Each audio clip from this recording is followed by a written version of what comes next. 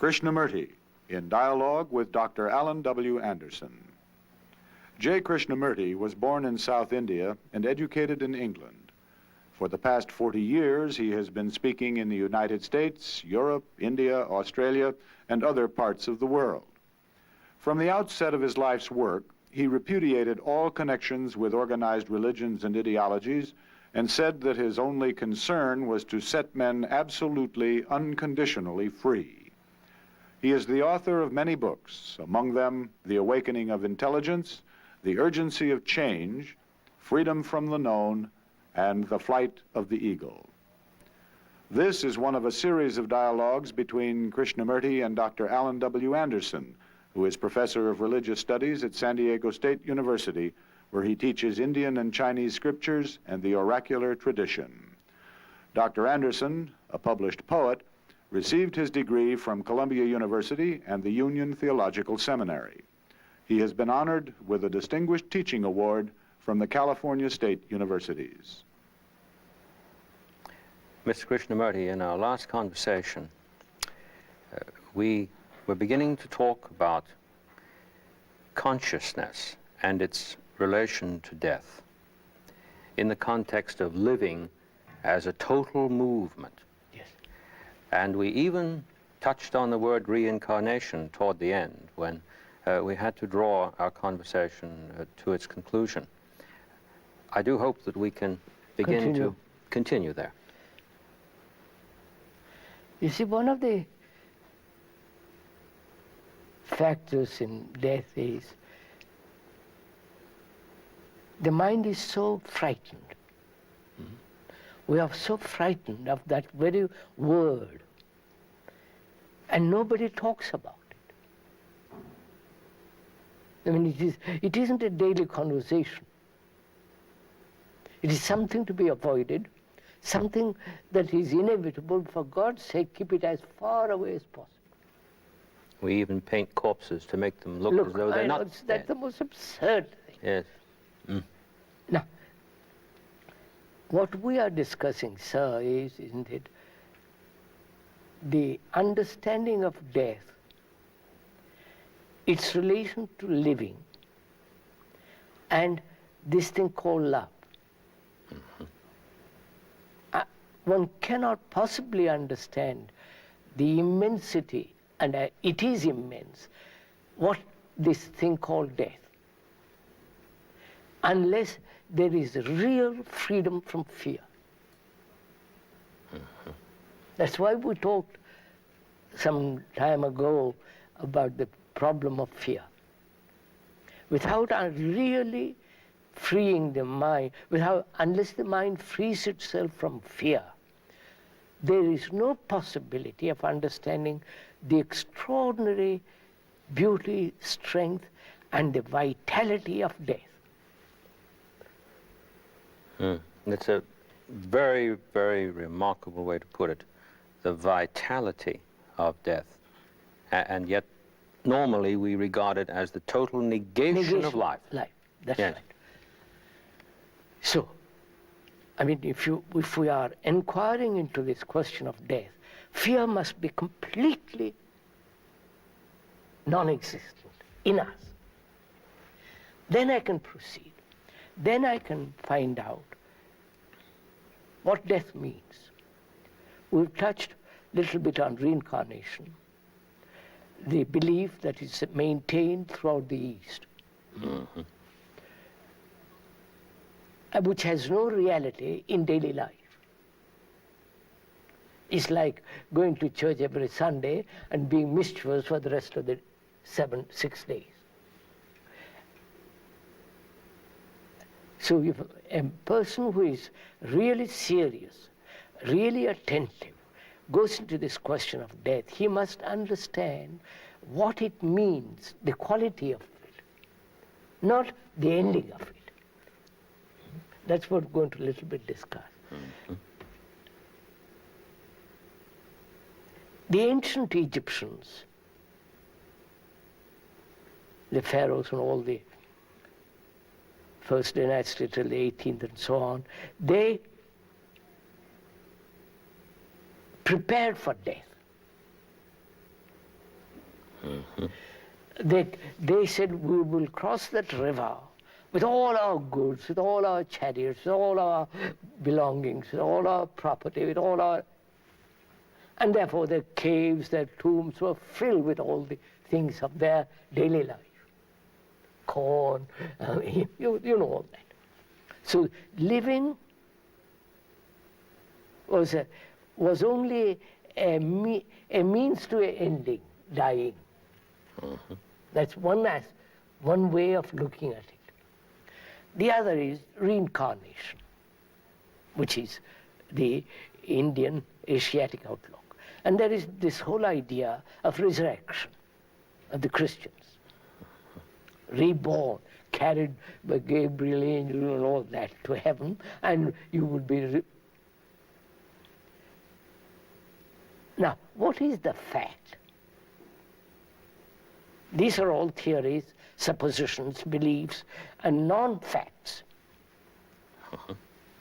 I mean, suppose we're born, Jesus come out of the grave, resurrected physically. That is just a belief. There were no cameras there. There were no 10 people say, yes, I saw it. It's only somebody imagined. We'll go into that a little later. So there is this living and preparing for death, is the ancient Egyptians did. Then there is the reincarnation, then there is the resurrection. Now, if one isn't frightened, you follow, sir, deeply, then what is death? What is it that dies? Apart from the organism. The organism may continue, if you look after it very carefully, for 80 or 90, 100 years. If you have no disease, if you have no accidents, if there is way of living sanely, healthily, perhaps you'll last 100 years or 110 years. And then what? You follow, sir? You live 100 years. For what? For this kind of life? Fighting, quarreling, bickering, bitterness, anger, jealousy, futility, a meaningless existence. It is meaningless existence, as we are living now. And in terms of our previous remarks, this is all the content of consciousness. That's right. Yes. Now, so, what is it that dies? And what is it one is frightened of? You follow?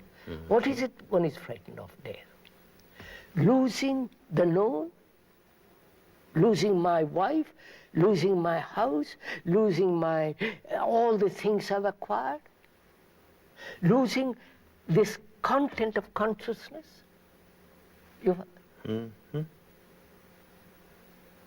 So, can the content of consciousness totally be emptied? You follow, sir? Yes, I do. Which is the living. The dying is the living. When the content is totally emptied.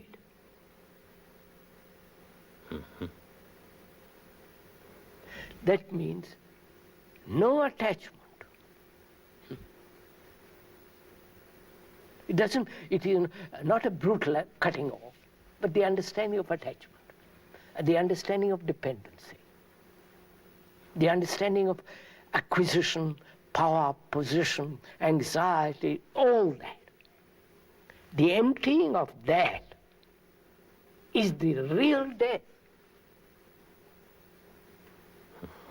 And therefore, the emptying of consciousness means the consciousness which has created its own limitation by its content comes to an end.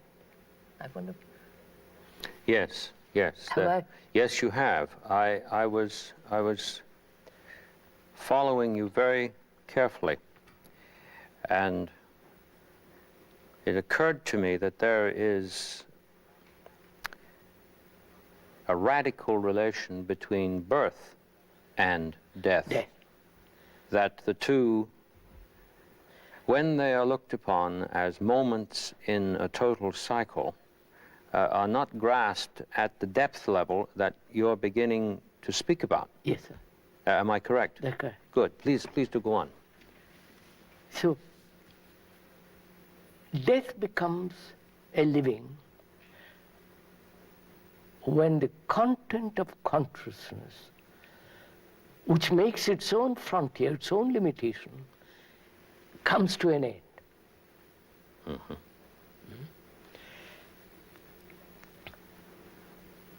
And that this is not a theory, not a speculative intellectual grasp, but the actual perception of attachment. I'm taking that as an example. Being attached to something, property, man, woman, the book I have written, or the knowledge I've acquired, the attachment. Mm-hmm. And the battle to be detached. Mm-hmm. But attachment brings pain. Therefore, I say to myself, I must be detached. And the battle begins. And the whole content of my consciousness is this, the battle which we described previously. Yes. Now, can that content be emptied, empty itself? Not emptied by an act of perception. You know? Mm-hmm. Empty itself, which means can this whole content be observed with its unconscious content? You follow, sir? Yes, I do. I'm There thinking. is conscious. I can be consciously aware of the content of my consciousness. Yes. My house, my property, my wife, my children, my job, the things I've acquired, the things I've learned. I can be consciously aware of all that. But also there is deeper content in the very recesses of my mind, which is racial, collective, acquired, the things that unconsciously I have gathered, the influences, the pressures, the strains of living in a world that's corrupt, all that is seeped in, all that is gathered in there. Both personal and impersonal.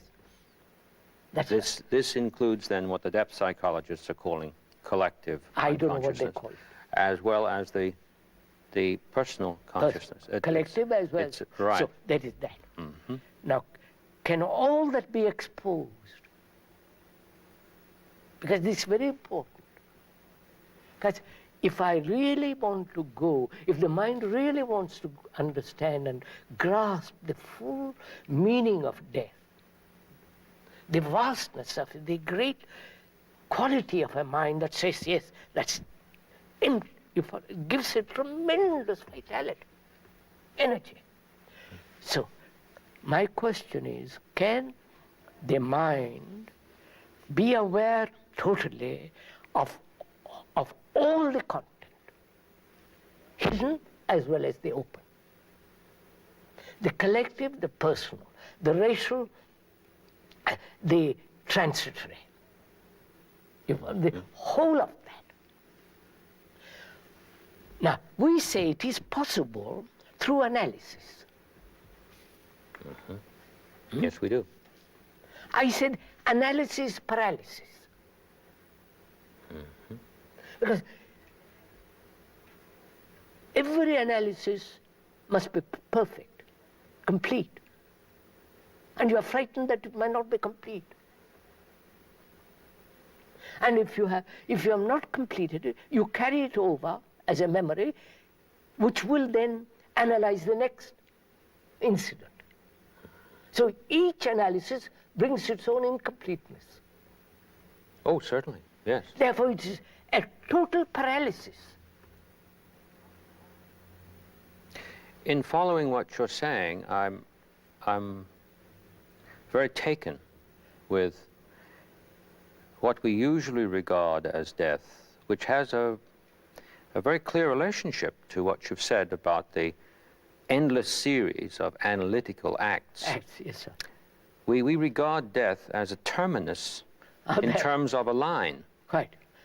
Because we think laterally. We think laterally, exactly. But what you're saying is, on the contrary, we must regard this vertically. Yes. And in the regarding of it vertically, we no longer see, please check me if I'm off here, we no longer see death as simply a moment of termination to a certain trajectory of repetition. But there is a total qualitative change here, which is not the cessation of something that we have to regret, as though we'd lost something valuable. Yes, I'm leaving my wife and Right. children. Right. And my property, my blasted blank account. You Yes, see, sir, yes. this is really, if one can go very deeply into this, there is this content, which is my consciousness. Acquired, inherited, imposed, influenced, propaganda, attachment, detachment, anxiety, fear, pleasure, all that. And also the hidden things. I'm asking myself, since analysis is really paralysis, not an intellectual supposition, but actually it is not a complete act. Analysis can never produce complete act. The very word analysis means to break up, the breaking up. To loosen up. Loosen up, break it up. Therefore, I reject that totally. I won't analyze, because I see this, the stupidity, the paralytic process of it. Then what am I to do? You follow? Because that is the tradition. Introspective or paralysis, analysis by myself or by a professional, which is now the fashion, and so on, so on, so on. So what if the mind sees the truth of it, and therefore analysis falls away, then what is the mind to do with the content?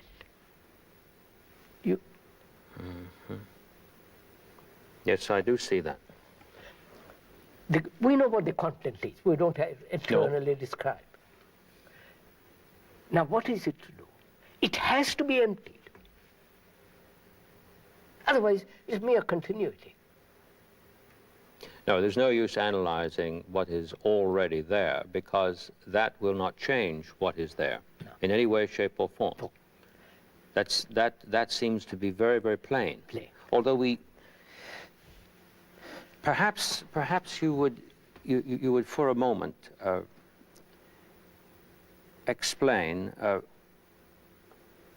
why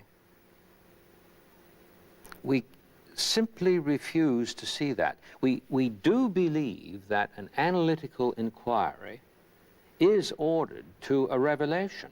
No, sir, you that. can see it in a minute. Analysis implies and the analyzer and the analyzed. Yes.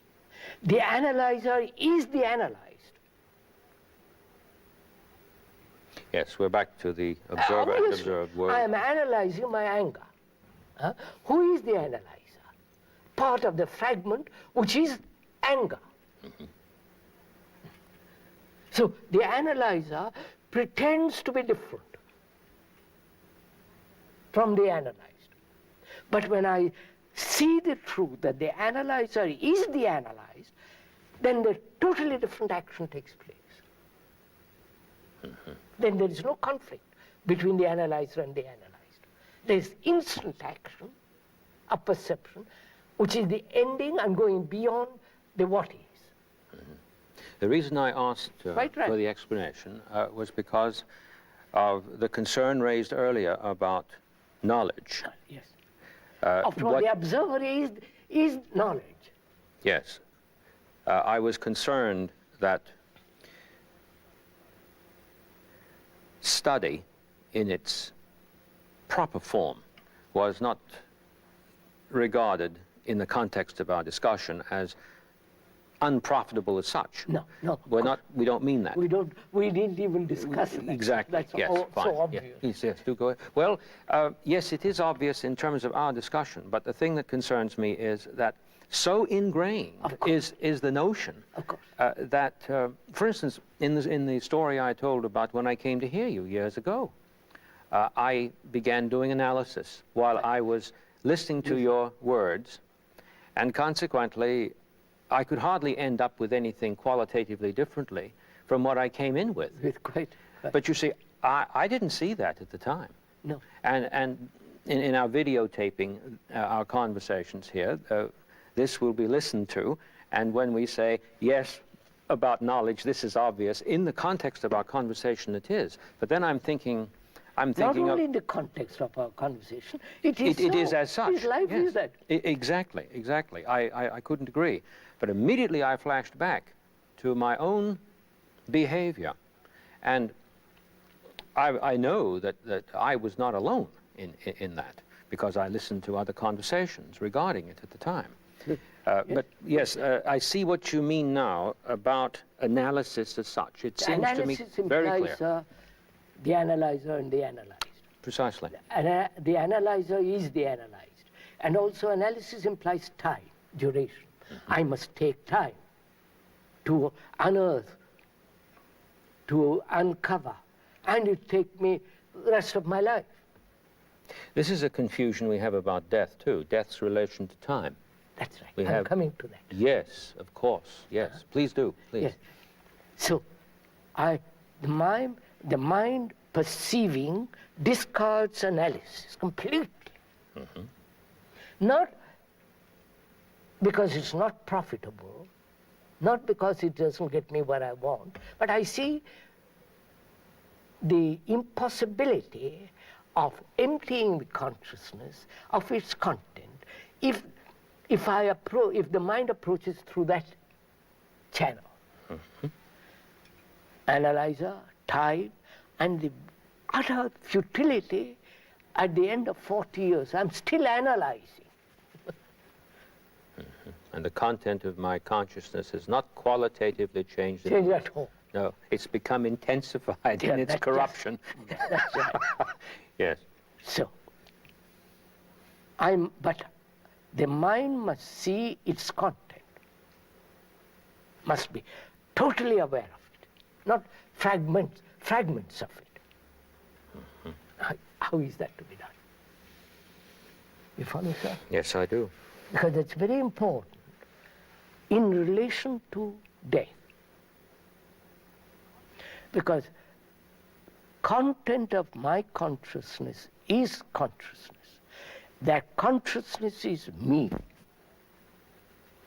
my ego, my saying I and you, we and they. Whether they the communist, they the Catholic, they the Protestant, or the Hindu, they and we. So it is very important to find out that it's possible to empty consciousness of its content, which means the dying to the me. You follow? Yes, I do. Because that is the me. This is where the terror starts. That's where the terror starts. Precisely. There's the intuition that if I die to the content of this consciousness, that I am wiped out. Yes. So I, who have worked who have lived a righteous life or unrighteous life, who have done so much mischief or good. I have struggled to better myself. I've been so kind, so gentle, so angry, so bitter. And when you say, empty your consciousness, it means you're asking me to die to all that. So, you are touching at the very root of fear. Yes, exactly. At the root of terror of not being.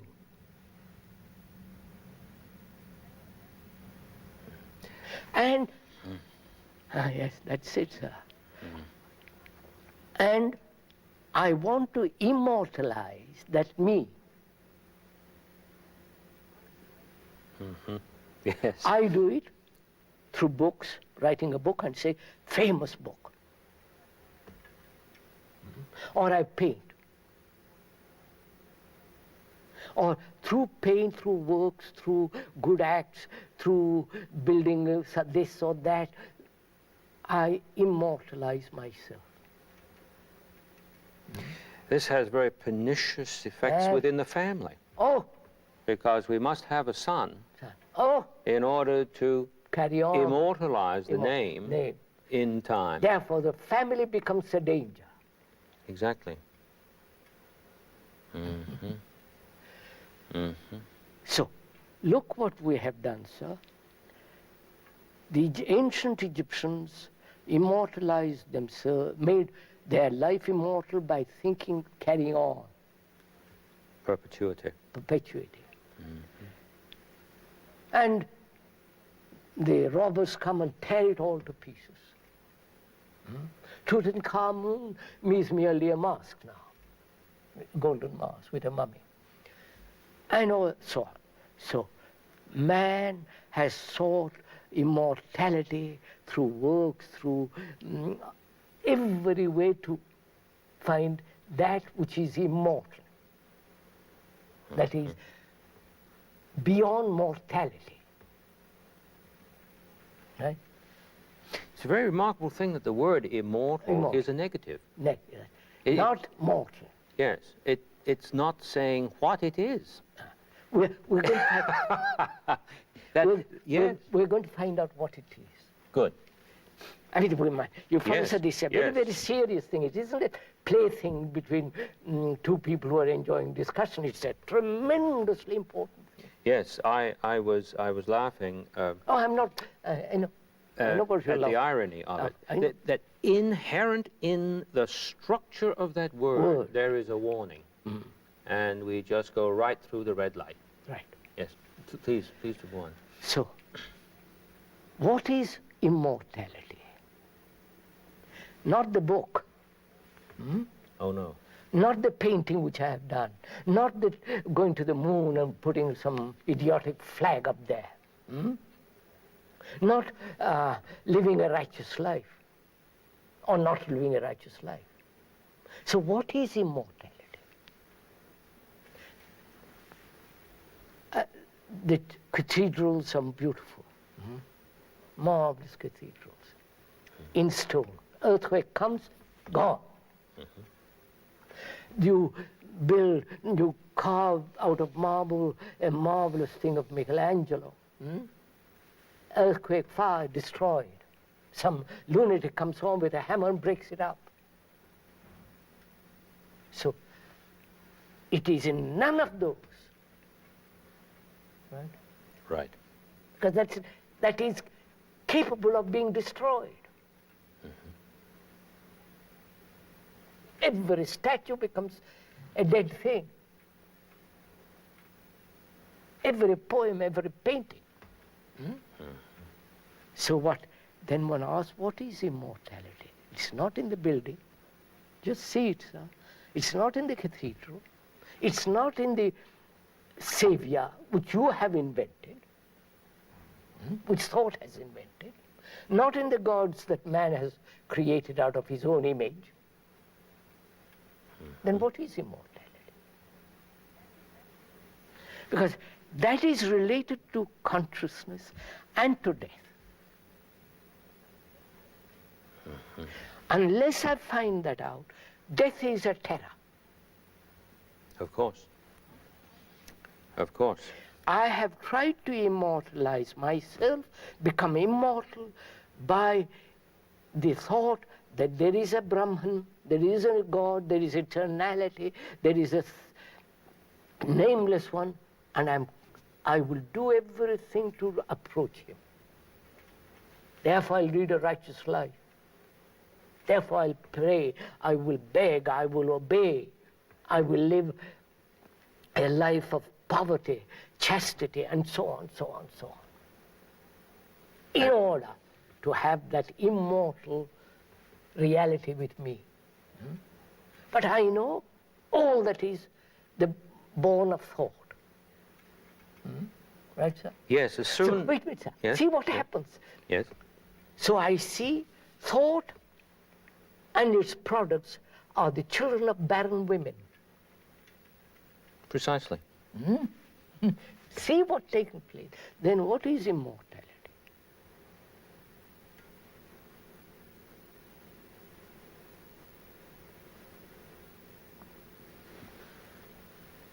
The beauty in the church, not I built the church, the beauty in the cathedral, the beauty in the poem, the beauty in the sculpture, the beauty, not the object of beauty. The beauty itself. That is immortal. And I cannot grasp that, mind cannot grasp it, because beauty is not in the field of consciousness.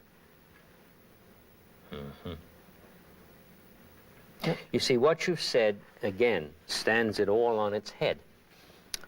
We think when something dies that we've cherished, that is beautiful. That beauty dies in some sense with that which has passed away. Passed away, yes. Actually, it's the feeling of being bereft of that beauty that I regarded as my privilege to have personal access to. Yeah. The belief that that has perished, not simply been lost, because what is lost is by its nature predisposed to be found, but to perish is to be wiped out utterly, isn't it? And so the belief is deep. Oh, very, very. Extremely deep with respect to what we mean by perish. In fact, the word isn't used very often. It's frightening. It's a very frightening word. We always talk about losing things. Losing. Hardly ever do we say something perishes. Now, back to what I mentioned about standing it on its head. The image came to my mind as a metaphor. I hope not one of those images we've been talking about, that beauty, rather than being imprisoned and therefore taken down to the utter depths of nullity when the thing perishes, has simply let it go. In some sense, beauty has let this expression go. So that is upside down from what is usually thought. I know. And it's probably let it go in precisely on time. That's right. That's what's so marvelous. Yeah. Yes. So, immortality, we have said, is within the field of time. The one field. Right? Yes. The field of time. Yes. And death is also then in the field of time. Because I have created through thought the things of time. And death is the ending or the beginning of a state which is timeless. Of that I'm frightened. So I want everything preserved in the field of time. You follow, sir? Yes, yes, we think it could. And that is what we call immortal. The statue, the poem, the church, the cathedral, and I see also all that is corruptible, destroyed by one accident or by an earthquake. Everything is gone. So, immortality is not within the field of time. And time is thought. Of course. Yes, that follows. Of course. So, anything that thought creates must be within the field of time. And yet thought is trying to seek immortality, which is immortality of itself and the things it has created. See, you. Yes. So, then the problem is, can the mind see all this? See it, not imagine that it is seeing it. No, actually see it. Yes, the remark I made before when you began saying the field of time, and I said the one field, I didn't mean that the field of time, as you've described it, is the one field, but that we could be so appallingly blind, mistaken and blind, ignorant, and, that the field of time is another fragment, and it's the only field. And what really struck me was this misuse of thought generates the most appalling avarice. Yes, sir.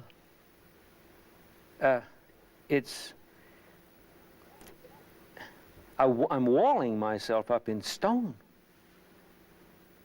Yes, please. So,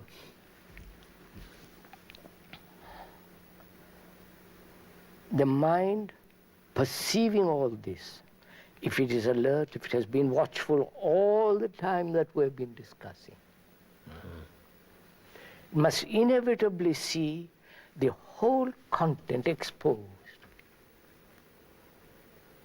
without any effort. It's like reading a map. You spread it out and look.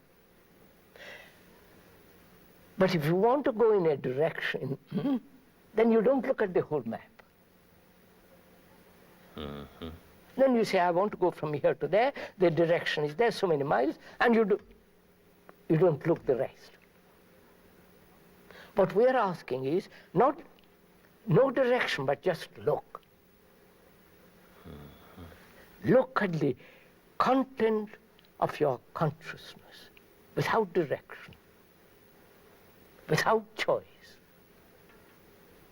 Be aware of it without any exertion of discernment. Be choicelessly aware of this extraordinary map. Then that choiceless awareness gives you the tremendous energy to go beyond it. But you need energy to go beyond it. This leads me to the notion of reincarnation that we began to touch on a little earlier. That I see the demonic root in that. Yes, sir. You see, reincarnate next life. Nobody says incarnate now. Yes, exactly. You follow, sir? Yes, I do. You can only incarnate now when you die to the content. And there is... You can be reborn, regenerated totally if you die to the content. Yes. Yes, yes. And there is a terrible truth on the dark side, the demonic side, to this doctrine of reincarnation, because if that content of consciousness is not emptied out, then it must prevail. So what happens? Then it really does. Yes. It prevails. So what happens? I do not know, as a human being, how to empty this thing. I'm not even interested. I'm only frightened. Only scared to death. Scared to death. And I preserve something, and I die, I'm burnt or buried underground. The content goes on. As we said, the content of me is your content also. It's not so very different. No. Yeah. Slightly modified, slightly exaggerated, and given certain tendencies which depend on your conditioning of environment, so on, so on. But it is essentially same consciousness. Unless a human being empties that consciousness goes on like a river. Collecting, accumulating, all that's going on. And out of that river comes the expression or the manifestation of the one that is lost. When the mediums, seances, all those, say your brother, your uncle, your wife is here, what has happened is they have manifested themselves out of that stream, which is the continuous consciousness of struggle, pain, unhappiness, all that. And a man who has observed and has looked at the consciousness and empties it, he doesn't belong to that stream at all.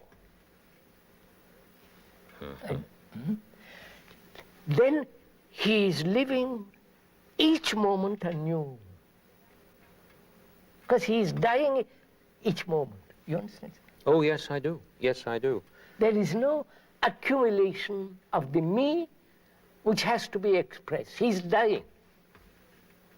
Every minute, living every minute and dying every minute.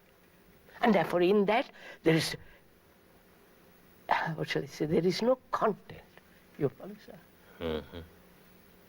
It is like a tremendous energy in action. This gives a totally different understanding of what we mean by the phrase, in the afterlife. On the one hand, there is this continuity in disordered content of consciousness. It's totally disordered. Which is not radically affected qualitatively with respect to its nature, simply because somebody has stopped breathing for good. No, it's on its way. On its way. And therefore, the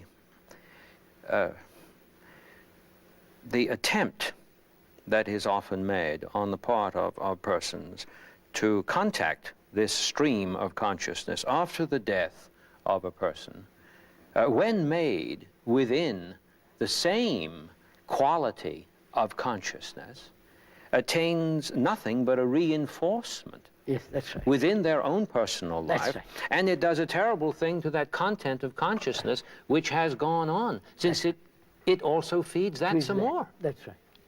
Like yes, I do see that. a person came to see me, and his wife was dead. And he really thought he loved her. So he said, I must see my wife again. Can you help me? I said, which wife do you want to see? The one that cooked? The one that bore the children? The one that gave you sex? The one that quarreled with you? The one that dominated you, frightened you? He said, I don't want to meet any of those. I want to meet the good of her. You follow, sir? Yes, yes, yes, yes. The image of the good he has built out of her. None of the ugly things, or what he considered ugly things, but the idea of the good which he had culled out of her, and that is the image he wants to meet. I said, don't be infantile. You're so utterly immature when you have slept with her and got angry with her. All that you don't want, you want just the image which you have about her goodness. I said, and you know, sir, he began to cry, really cry for the first time. He said, afterwards, I have cried when she died. But the tears were of self-pity, my loneliness, my sense of you follow, lack of things.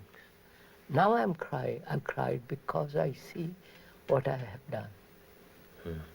You understand, sir? Yes, I do.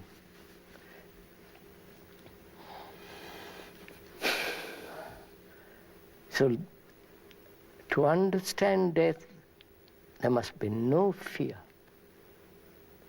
The fear exists and the terror of it exists only when the content is not understood. And the content is the me. And the me is the chair. You follow, sir? Oh, yes. The thing I am attached to. It is so stupid. And I'm frightened of that. The bank account, the family, you follow? Oh, yes. Yes, I do. So, unless one is really deeply serious in this matter, you can't incarnate now in the deep sense of that word.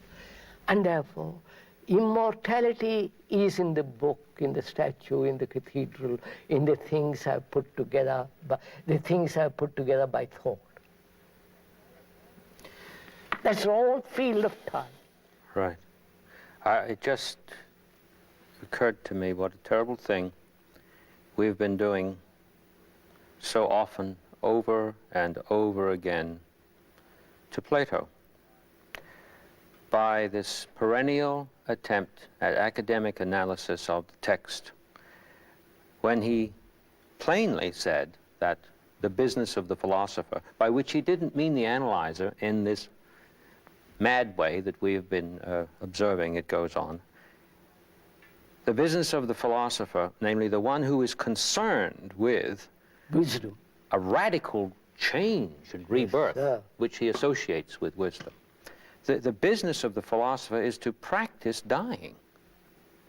To practice dying. Not practice, Be, yes, I don't think he meant routine, repetition of die. I think he puts it with an ing, because of this, because he doesn't want to fall out of act. I know I use this phrase all the time, but it came to me early in our conversations, and it seems to say for me what I want to say. I have to say I learned it from you, though I don't want to put the words in your mouth. But it's possible to fall out of act into the terror and the demonic stream of time. But when one is in act, the whole thing is an ongoing movement. So, sir, time has a stop. Precisely. See the beauty of it, sir. And it is that beauty which is immortal, not the things which thought has created. Right. Huh? So, living is dying. Right. And love is essentially dying to the me. Yeah. Not the things which thought has said, this is love. love sex, love pleasure, you follow all that. It is the dying to time is love. So, living, love and death are one thing, not divisive, not separated, not divorced, not in the field of time, but it's completely a living, moving thing, indivisible. And that is immortal.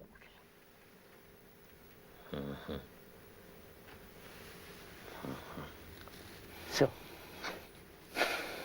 now, most of us are educated wrongly. How true that is. From childhood, we are never taught to be serious. From childhood, we are taught the cultivation of thought. Cultivation of thought and the expression and the marvels of thought. All our philosophies, books, everything is based on that. And when you say die to all that, you really awaken the terror of not knowing. This gives me security in knowing. Then knowledge becomes the field of my safety. And you ask me, give all that up, die to all that. I say, you're insane. How can I die to that? That's part of me. There's a very, very beautiful Zen saying that seems to relate to this when it's understood correctly. Speaks of jumping off the cliff with hands free. Jumping off the cliff with hands free. The hands that hold, always grasping the past or reaching out towards the future, and we never get off that horizontal track. It's like a Lionel train, forever goes on. So then comes the question, what is living in the present? Death is the future. Yeah. And I have lived for 40 years, all the accumulated. What is the present? The present is the death of the content. You follow, sir? Yes. And that, I don't know, it has got immense beauty in that. Because that means no conflict. You follow, sir? No tomorrow. If you tell a man who loves, who is going to enjoy that man or woman next tomorrow, he said, when you say there is no tomorrow, he said, what are you talking about? Yes, I know. Sometimes you will say when you've said something, sounds absurd. Of course. And of course, in relation to the way we've been taught to do analysis, So it sounds absurd. There was can we educate children, students, to live totally differently? Live and understand and act with this sense of understanding the content and the beauty of it all. If I've understood you correctly, there's only one answer to that question. Yes. Yes. Sounds, it wouldn't, I think the word here wouldn't be absurd. It would be something like wild.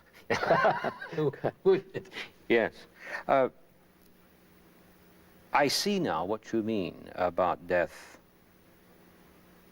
and birth as non-temporally related in terms of the question that we raised about their relation earlier. Because when you say there's this incarnation now upon the instant, Yes, then then No, if you see the beauty of it, sir, the thing takes place. then it's happened. Then it has. It is not the result of mentation. No. It's not the result of, immense thinking. It is actual perception of what is. And the amazement that it is the same energy at root. Yes, sir. Doesn't take something over here that's Not a different some energy outside called agent. God. No. No. Outside agency brought in here. It No. is the same wasted energy, dissipated energy, which is no longer dissipated. Exactly. Therefore it is. Exactly. This throws totally. I'm beginning now to use the words absolutely and totally, which in the academy, you know, we're advised to be very careful of. I know. But I'm sorry about all that. The fact remains that it is total. It is total. Yes. There is a total change. And the transformation of each individual is a Is total not one. within the field of time Is not, and knowledge. is not within the field of time You and knowledge. see now the relation. Yes, and then the profound seriousness of it that attends when one sees the rest of that sentence of yours. It is the responsibility of each. Yes, And if I may add just one other thing here, because it seems to me that it's coming together. That it isn't the responsibility of one over against the other to do something. It is to come with and to, as the other is coming to and with, and we begin together yes, sir. to have a look. Share together, learn together. Just quietly having Yes. a look. And in that activity, which is not planned, one of the amazing things about this conversation is that it, to use your beautiful word, flowers. It flowers, yes. It doesn't require an imposition without of a contrivance, of a management. Management, quite. Somehow it grows out of itself. It's this thing of growing out of itself that relates to this thing that you've been talking about in consciousness. By pointing to the head, I don't mean consciousness up here. No, but it's the out of itself that it's like that water that turns in on itself. But it remains water. It remains water, exactly. Oh, this has been a wonderful revelation. The whole thing about death, living, and love. I do hope when we have our next conversation that we could begin to pursue this in relation to education even further. Further, yes, sir.